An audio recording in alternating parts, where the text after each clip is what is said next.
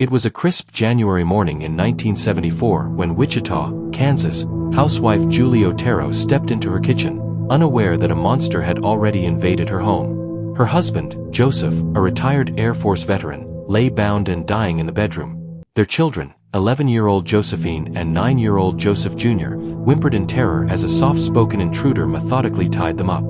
The man, unassuming with his wire-rimmed glasses and polite demeanor, strangled each one, savoring their final gasps. He left the bodies posed grotesquely, a signature of sadistic control.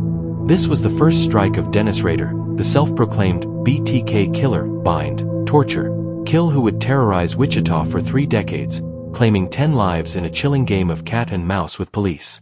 His capture in 2005 exposed not just a serial murderer, but a church-going family man whose double life shattered illusions of safety in America's heartland.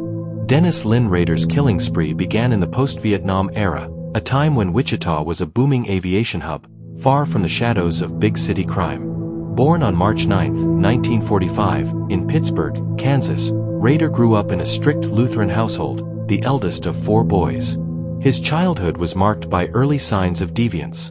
He tortured animals, harbored bondage fantasies, and spied on neighbors. After serving in the Air Force from 1966 to 1970, he settled in Wichita, married Paula Dietz in 1971, and fathered 2 children. By day, he worked as an ADT alarm installer and later a compliance officer for Park City. By night, he trolled for victims, dubbing his fantasies projects. The Otero murders on January 15, 1974, set the pattern. Rader, 28, cut the phone line to their home, entered through the back, and subdued the family with a gun. He bound them with Venetian blind cords, suffocated Joseph and Joseph Jr. with plastic bags, and strangled Julie after a failed hanging attempt on Josephine. He masturbated over Josephine's body, stealing her watch as a trophy.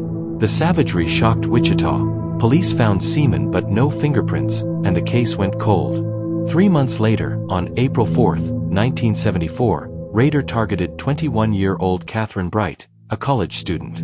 Posing as a wanted man needing a car, he bound her and her brother Kevin, 19, in their apartment. Kevin escaped after being shot twice, but Catherine died from multiple stab wounds. Rader's bungled escape. He fled without his gun marked his sloppiness, yet he evaded capture. A 3-year hiatus followed, during which Rader installed alarms, ironically protecting homes from intruders like himself. On March 17, 1977, he struck again, locking Shirley Vian Relford's 3 young children in the bathroom while he bound, tortured, and strangled the 24-year-old mother in her bedroom. He left semen on her body, a recurring signature. 9 months later, on December 8, 1977, he targeted 25-year-old Nancy Fox, a jewelry store clerk. Breaking into her duplex, he waited in her closet, then bound and strangled her, masturbating as she died. He called the police from her phone to report the body, his voice calm and taunting. Rader's ego drove him to communicate. In October 1974, he left a letter in a library book claiming the Otero, Bright, and Vian murders, falsely including Vian early. Signed, BTK, he described his Factor X, an inner demon compelling him to bind, torture, and kill. More letters followed to newspapers and TV stations, including poems and drawings. In 1978, he sent a poem about Vian to the Wichita Eagle, demanding publication or more deaths. The killings resumed in the 1980s. On April 27, 1985, Rader murdered 53-year-old Maureen Hedge, his neighbor in Park City. He strangled her at her home, then dumped her body under a bridge, posing it for photos. This was his first outside Wichita, a deliberate misdirection. On September 16, 1986, he posed as a telephone repairman to enter Vicki Wegerle's home, strangling the 28-year-old pianist while her toddler played nearby. He photographed her body and fled in her car. The final victim was 62-year-old Dolores Davis on January 19, 1991. Rader broke into her home, bound her with pantyhose, and strangled her slowly. He dumped her under a bridge, again photographing the scene. With this, his known murders ended at 10, though he planned more. Rader's methods evolved. Early crimes were impulsive, later ones meticulous. He targeted women but killed men and children opportunistically. Binding with cords, torture through suffocation, and post-mortem posing were hallmarks, driven by sexual sadism. He kept slick ads, lingerie clippings and trophies like driver's licenses, recreating scenes in his hidey holes. Rader's victims were everyday Kansans, their lives cut short by random evil. The Oteros were a close-knit Puerto Rican family. Joseph, 38, worked at Coleman, Julie, 33, at a hospital. Young Joey loved sports, Josie was artistic. Their murders orphaned their older children, leaving a community reeling. Catherine, bright, vibrant, and studious, worked multiple jobs to fund her education at Butler Community College. Her brother Kevin survived but carried guilt and scars. Shirley Vian, a single mother, struggled with health issues. Her children, aged 4, 5, and 6, heard her die, forever traumatized. Nancy Fox was independent, enjoying her job and nightlife. Her family described her as bubbly. Her murder prompted her sister to advocate for victims' rights. Maureen Hedge, a widow, was active in her community garden. Her death shocked Park City, where Rader lived next door. Vicki Wegerle, a devoted wife and mother, played piano at church. Her husband Bill found her body, raising their sons alone amid suspicion he was the killer, a rumor Rader fueled. Dolores Davis, retired from banking, enjoyed quilting and family. Her son remembered her kindness.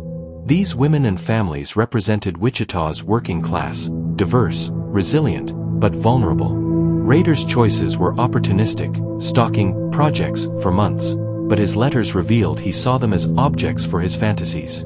The Wichita Police Department's BTK task force, formed in 1974, faced an elusive foe.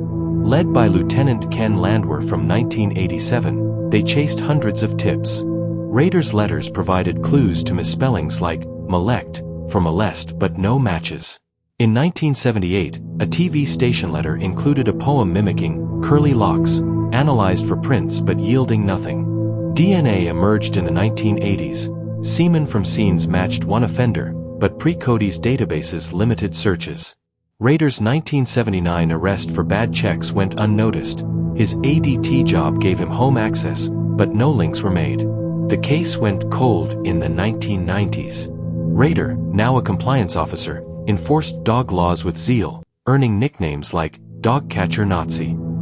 He became Christ Lutheran Church president, hiding in plain sight. In 2004, the 30th Otero anniversary prompted media coverage. Rader, craving attention, resumed contact. He sent a package to Cake TV with Barbie dolls mimicking murders and Wegerle's license. More followed, a cereal box with bomb written, containing bound dolls.